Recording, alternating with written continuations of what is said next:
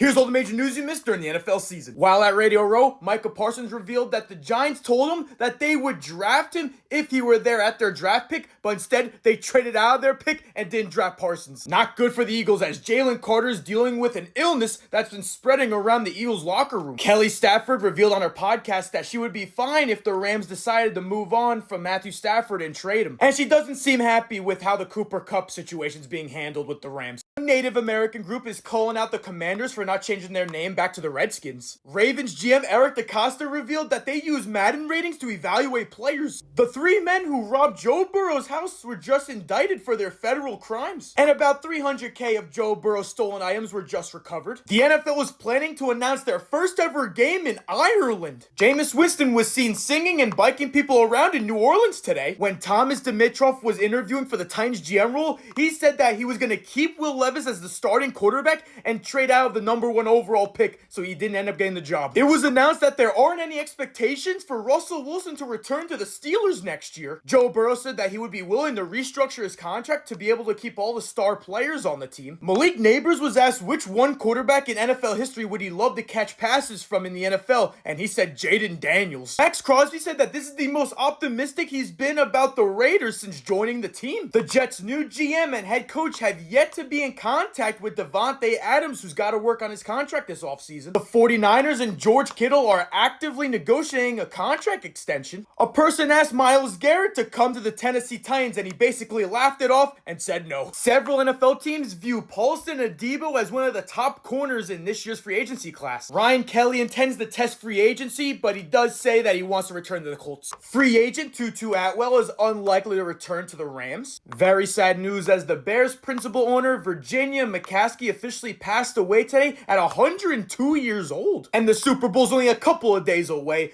BetUS got all the lines available for this game, and make sure to check out BetUS as they'll match your first deposit up to 150% and your second and third deposits up to 125%.